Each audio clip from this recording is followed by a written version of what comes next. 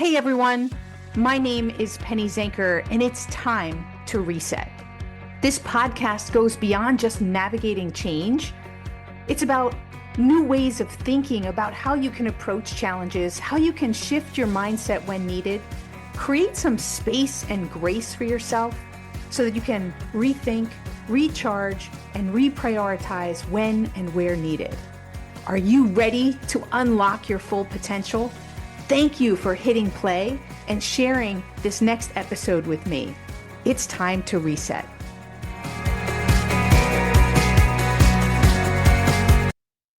Hey everyone, welcome to Time to Reset. I'm so glad that you're here. And today we're going to have a little bit different of a conversation than what we typically have, and we'll see where this goes. I'm super excited. We're going to have Amber Hollingsworth here today, and we're going to talk a little bit about functional alcoholism. Today, I think we find ourselves in addiction to distraction. So it's not so far to talk about other types of addiction that we might also be experiencing. So I'll tell you a little bit more about Amber. After more than 20 years of working with people struggling with addictions and families who love those people, she's come to the conclusion that goes against much of what people are told about addiction. It isn't a hopeless condition that people are powerless over, and more often it's a deeply ingrained pattern built on false beliefs, and false beliefs can be changed. I agree with that, so I'm excited about that part of the conversation. And through her work, she's built a YouTube community of more than 800,000 subscribers. It tells you the connection that people have with this topic. And the comment she says she hears most often is, I wish I had known this years ago. I would have done everything differently. So, Amber, welcome to the show. Thanks for having me, Penny. I'm happy to be here and excited for our conversation. So I want to kick off from that. I wish I would have known earlier, I would have done things differently. So what is the big aha that people are getting from that? And what is it that they would do differently?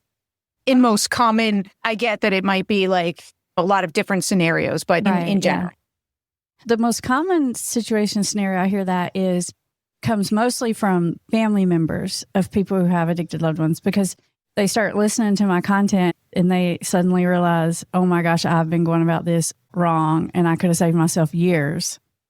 So how to support their family members, you're saying? How to get their person to change. Usually it's, maybe it's your husband or your sister, your brother, whatever. What they've been doing is the opposite of what they should be doing to get that to move along in the right direction. And so that realization it's a biggie. Okay, let's go there, because you said something that I want to challenge a little bit. We can't change someone else. I can't change or be responsible for the behavior of my spouse, my kids. I have an influence, but I can't be responsible for them. Tell me more about what you mean there, about that aspect, just so people are clear. Sure. You can't completely control or change someone else, but you can influence them. That's the word that I usually use. And I think to some degree, we can change people in that I don't even know if you're married, but if I told you to go home and make your husband furious, mad as possible, I bet you could do that. Oh, yeah, I could do that. Oh, yeah. Change him. That's a great, that's a great example. And so I guess you're saying that on the other side of that is you should know, or have some them go in the insight direction that you want them to go. Exactly. Yeah. So isn't that just basically what I'm hearing is that we get ourselves emotionally triggered, so we're not in a resourceful place.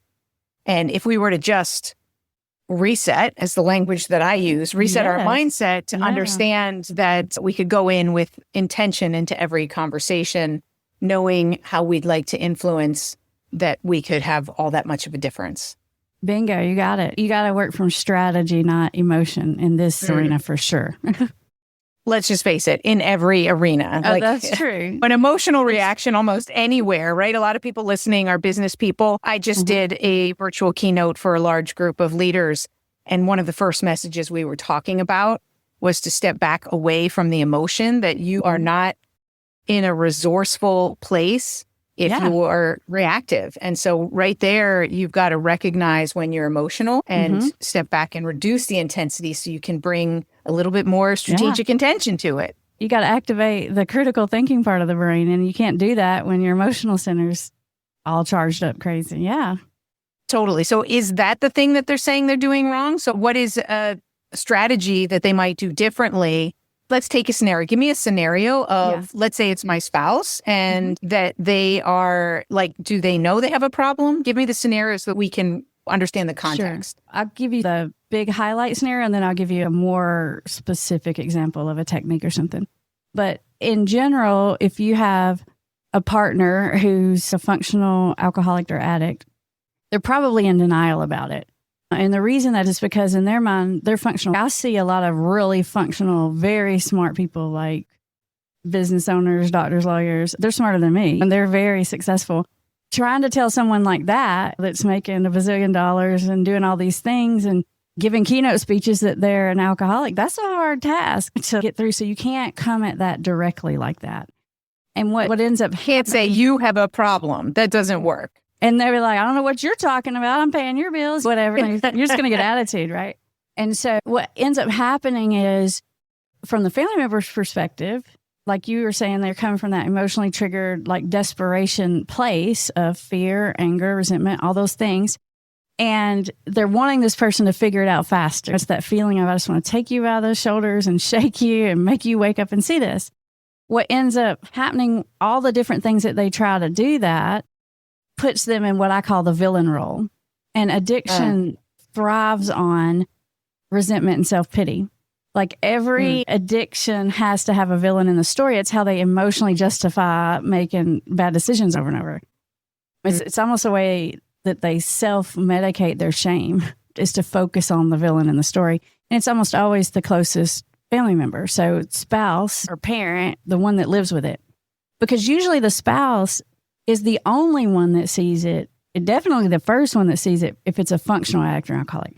So not only does this person not see it as a problem, but if they go and tell any person in their life, their mama, their sister, their work colleague, my wife thinks I have a problem, the other people are going to say, oh, she's crazy. I drink more than you drink. And then they're going to be piling on top, validating in the wrong direction. And so the spouse is saying, no, you have a problem, because they're seeing the behind the scenes that all the other people are not. They're seeing what happens after work, after all the things. Right. And so then the person with the problem is going to naturally, as we all would, get defensive. Because when you get called out for something, even if you know it's true, you're automatically going to get defensive. Yeah. You may or may not express that out loud, but you're definitely going to get defensive in your head because it's just a human reaction, right? And you start trying to I can't even tell my spouse that he's grumpy. It's this kind of thing, right? I'm telling him he's grumpy. And I get all sorts of, the fact is you are. I could record it and you could hear it, but that doesn't help, right?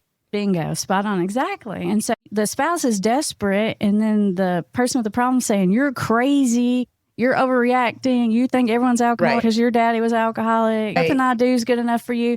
And so they're being gaslit, maybe not on purpose, but they are. And so then they're like, maybe I'm crazy, and then that makes them more dig into this, I'm going to prove it. So then they start trying to find all this evidence and presenting the person with evidence and telling everybody else, all these other friends and failures, trying to show this evidence. And the more they do that, the more they're in the villain role. Makes sense. Before we go on to the next piece of that is understanding, so how to handle it, let's define for people, how do you know that somebody is a functional alcoholic versus someone who drinks once in a while? That's the first thing that comes to my mind, is to know the difference. Great question. Most people think you're either an alcoholic or you're not, but it really isn't that way. It's a staged process, right? And so most people, when they think of addiction or alcoholism, they think of what I would call a stage 4, which is end stage. The person is drinking in the morning, they're completely dependent, they're not working, just not functional. And yes, that is what an alcoholic is, but people are alcoholic long before they ever hit those states. Long before you're drinking every day, you're drinking problematically. And what that looks like more often is having trouble stopping once I start. And so what you're going to see is the person will be like, I'm only going to have a couple, and they'll make promises to themselves, to you, to whoever, that they're only going to do so much, and they'll consistently, not every time, but a lot of the times, they will cross that boundary, breaking their promises to themselves. They may cut back. They may stop for a week or two. They may do dry January. All of that is one of the criteria, is the official criteria for alcoholism, it's about trying to cut it back, control it, and stop it, which people that don't have a problem really don't do. It's almost like they're trying to test themselves to prove that they're not alcoholic, that they're testing themselves is almost symptomatic, if that makes sense. Yeah, sure. Absolutely.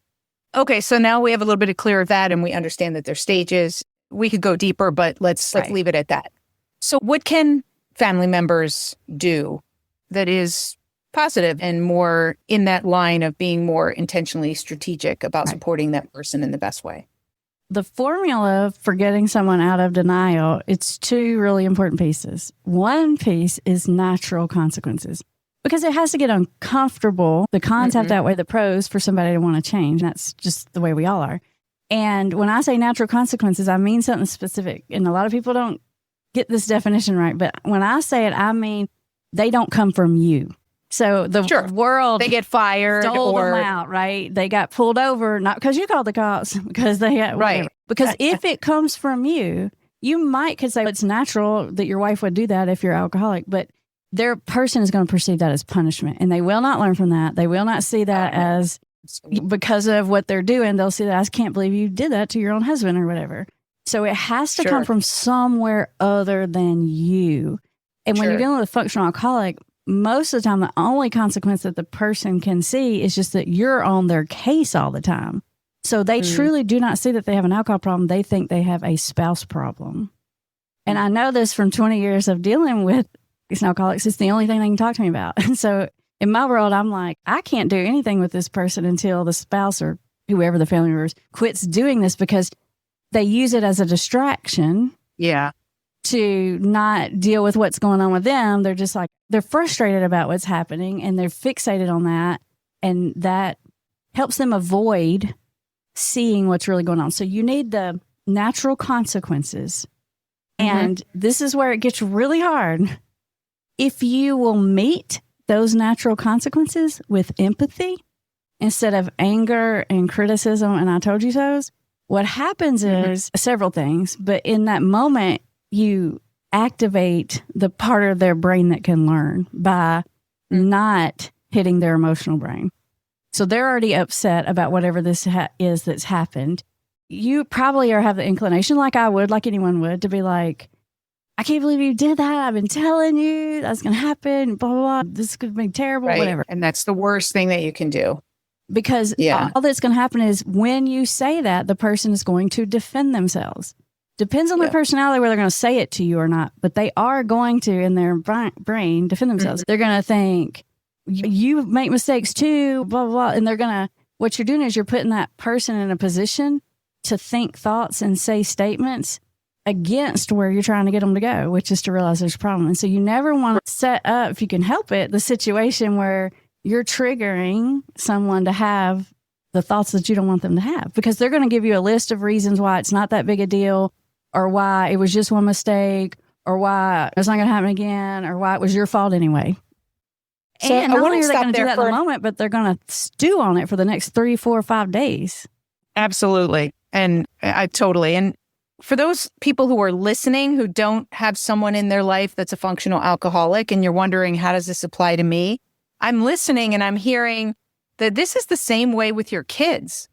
Same way with anyone. Your kids do something wrong, right? So I think it's important that anybody who's listening, don't shut this down. These are life skills. This is emotional intelligence and how we better communicate with the people that we love and that we work with and live with. So when you say that, that's the first thing I was thinking about is raising my kids. Is anytime that I would say, I told you, or anything like that. You should have studied more. You should have started that project a month ago. Whatever, Whatever it was, right? It doesn't help. And when you meet them with empathy, they shift and they can own it more. So that's just like a realization for me that a wow. And then thinking about it, about how that might apply at work and how that might apply in other contexts. So really interesting. It's like human nature, right? Maybe your best friend's dating a jerkball and you really wish she could figure that out and get out of that relationship or something, right? Same thing. This is how you help someone make a change or come to terms with something. And I love the example you gave with your kid. Let's say your kid comes home and they're upset because they had a bad grade on their math test, right? Now, if you say something like, I told you to start studying for that last week and you ignored me, they're going to say something like, you don't get it. That teacher's so mean and everybody failed anyway. And I'm not the only one. If you say, exactly. If you say, oh my gosh, I know you're so disappointed. You tried so hard. They're going to say, yeah, but I probably should have started studying earlier. It's just the way that if you understand sort of psychology, when I say you can change someone, you can influence, there are certain rules to psychology. And if you'll just strategically apply them, you can get movements. Absolutely. So I want to shift gears for a minute because in your bio, we talked about or it mentioned beliefs, right? And that's about changing our beliefs. I'd like to go there for a minute because our beliefs are the lens in which we see the world and how we interact with the world. And they're not all true. They're, at some point, we've adopted them, but what's learned can be unlearned. That's right. And so I'd like to hear how you use beliefs in that context for the person who is that functional alcoholic. I assume that that's directly with the person. So let's talk more about that. Tell me more. I can't remember what was happening, but it was 2 or 3 months ago, I came to this light bulb realization. People talk about addiction being someone with a broken brain. And suddenly, I don't know why I thought to myself, no, their brain isn't broken. Your behaviors are motivated to seek pleasure and avoid pain. There is nothing broken about that. That's the way we operate. Right. Your brain's just confused about where the pleasure and the pain is coming from. Because whenever you first started doing whatever this thing was, it helped you in ways. It was fun, or it helped you be more social, or it helped you get more work done, or relax. It was helping you. Somewhere along the way, it started hurting you more than it was helping you, but it's really difficult to see that when you're in addiction, because what's happening is the only time you feel any relief is when you're engaging in that behavior. So it adds even more to the confusion. Once you can realize this thing isn't helping me, it's not even fun anymore. I don't even like doing this anymore. I don't even get high anymore. This only makes me mad. And a lot of times, once someone realizes that and they start to see it clearly, it changes the game. I was reading comments on my videos earlier this morning, and someone was saying something about they stopped drinking last year when they finally realized this is a full-time job. I'm sick of this job. It's not about rewards in this job. And they said, and after that, it was like, that's it. You're confused. So I think what's interesting there, and I studied neurolinguistic programming, and there are some schools of thought with that around belief, and that they say that, and I'd like your opinion on this, right? And I don't want to say the wrong thing, but the way that they're thinking about it is when we say, I am an alcoholic, we are making it an identity, and that's a belief. And that drinking alcohol is a behavior, like you said, right? And it's driven from those beliefs. So what if you didn't use those words to repeat over and over again that you are? What is your thoughts and your experience, right? Because you help people overcome this state. How do you feel about that? It's a really great question because it's a super controversial topic. People get up in arms about it. And I can go both ways with it. So let me show you both sides of it. If your person is an alcoholic, but they just hate that word and they're never going to deal with it as long as they have to adopt that word, I don't care what they call it. It really doesn't matter, right? They just have to see this isn't working for me anymore. You don't have to call yourself an alcoholic. Absolutely. However, I do think that there is an argument for that.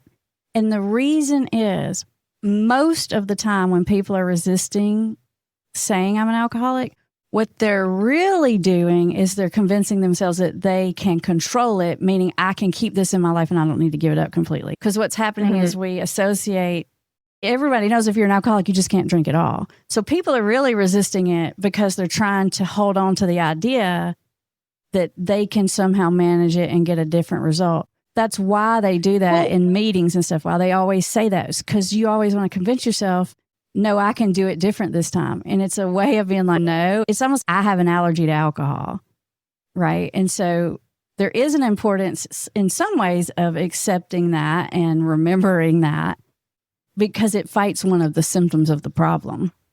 Yeah, I totally get that. And I totally think organizations like Alcoholics Anonymous and different places are fantastic, right? Having a support system is so critical. I guess I was thinking, as you were saying, somebody said, I just saw it as a job, and so I stopped. So what that tells me is when you shift your belief and that it's actually hurting you versus that you do have control over it. Yes.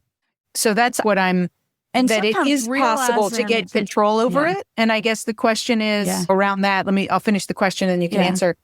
So does that make it that you can drink once in a while, or because of the nature that you cannot, right? If you do have control and you've made that shift, what have you seen? That's the $1 million question right there. So sometimes making that shift is coming to the realization that you are an alcoholic because you've tried 1,000,000 times and it's not working. And so sometimes that shift is from being like, okay, I really can't. Now, in my experience, most people that have an alcohol problem that would fit into the category, like a functional alcoholic or full-blown alcoholic, cannot.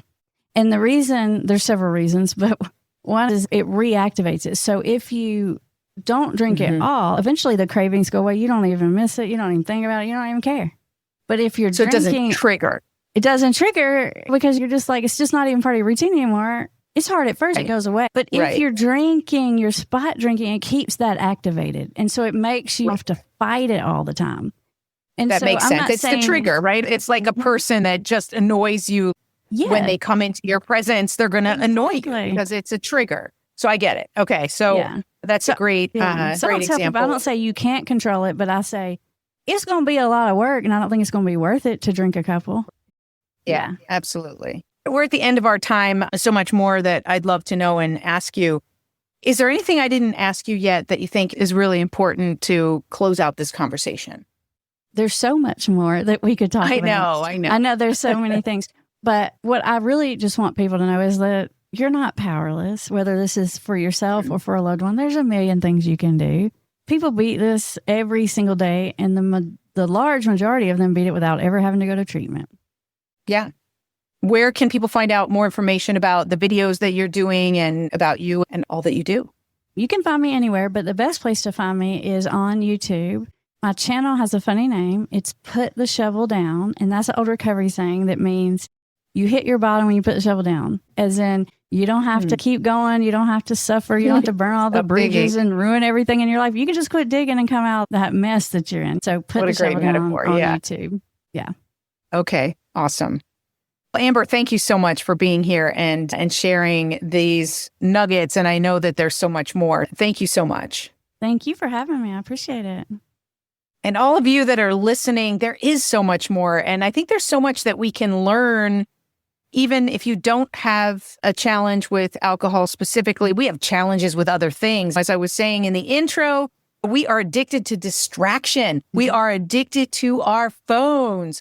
What could we learn from other areas of addiction that can help us to be better at controlling and managing these things in our lives? Where do we need to eliminate them completely? Where do we need to take a look at the pain and the pleasure aspect and all the things that Amber spoke about today?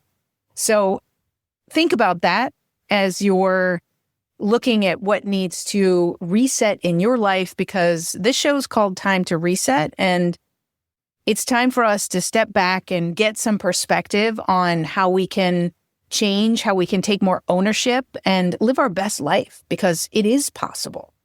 And even if you're struggling right now with an addiction or any kind of challenge or relationship issue, there are better days ahead. And the key to that, I love that, is put down the shovel and take some ownership for the next steps that you're going to take. So thank you, everybody, for being here. My name is Penny Zanker, and this is Time to Reset. Hey, thank you for spending this time with me. It really means a lot. If you're feeling a little off, distracted, overwhelmed, stuck, or just out of sync, remember that's your signal to reset. And that's all it takes. Just recognizing one reset moment at a time. So stay tuned for more tips, tools, tricks, stories, strategies, all here on Time to Reset. We'll see you in the next episode.